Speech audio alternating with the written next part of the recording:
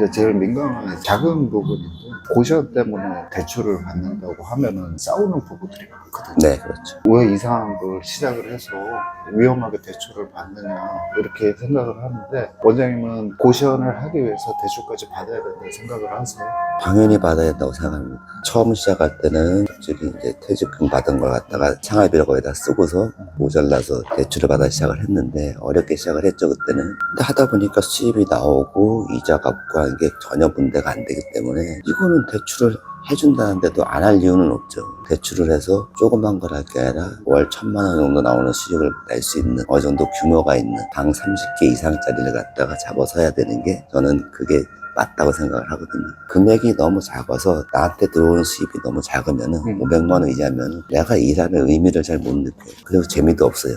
그래서 월 500 이상 되도록이면 1,000에 가깝게끔 나오게끔 대출을 받아서 움직이시는 게 맞다고 생각합니다. 그러면 대출 받는 방법이 어떤 게 있을까요? 대출을 받을 게 처음에는 어떨지 모르겠지만, 직장을 다니면서 받을 수 있으면은 신용이나 담보대출에도 많은 금액이 나오는데, 직장이 없으면은 담보대출로도 금액이 나오기가 어려워요. 그래서 만약에 직장을 다니고 계시는 분이 같으면은 나오시기 전에 미리 준비를 해서 돈을 준비를 해주시는 게 맞고, 나오셔가지고 하시려면은 지금 상황에서는 모르겠습니다. 부동산 담보대출을, 아파트 담보대출을 하더라도 생활자금밖에 안 나올 거예요. 뭐 신용이라든가 일반 뭐 이런 자금이 나오기 쉽지가 않아요. 사업자를 하실래도 뭐 사업자가 있으시면 되는데 없으면은 그것도 좀 곤란하고요. 근데 은행 같은 데 잘 알아보셔가지고 처음 대출 받을 때도 사업자 등록증이 나온 상태로 해서 받으시게끔 할 수만 있으면은 그렇게 해서라도 대출을 받는 게 소상공인 대출로 해서 금리도 싸고 훨씬 낫습니다. 이제 고시원 이제 작은 부분에 있어서 이제 고민이 많으실 것 같은데, 이번에 대출 해주신 분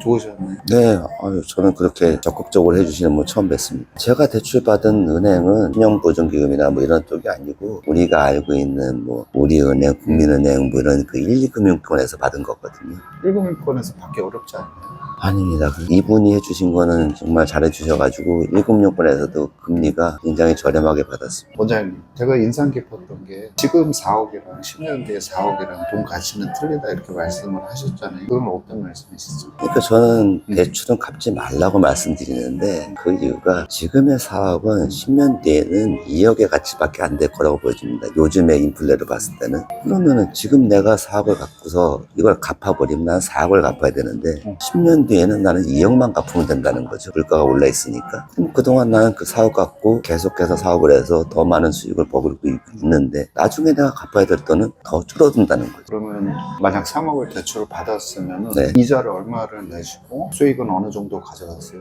제가 계산하기 좀 애매한데 3억에 저는 5% 넘어가는 대출은 없거든요. 5%면 1,500만 원. 연간 1,500만 원 이자를 내고 제가 월 1,000씩 가져가면은 1억 2천을 버는데, 그럼 그걸 왜 안 해요?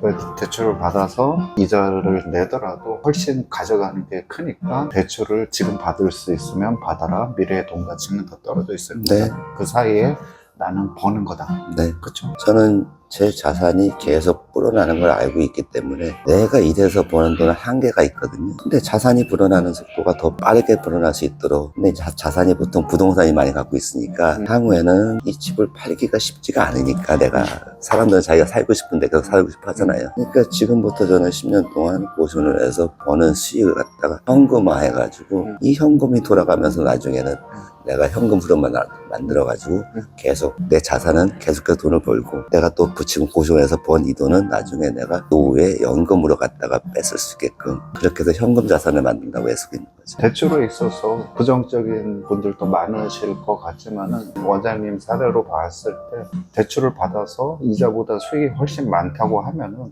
지금 이제 고시원을 알아보는 게 더 긍정적인 것 같습니다.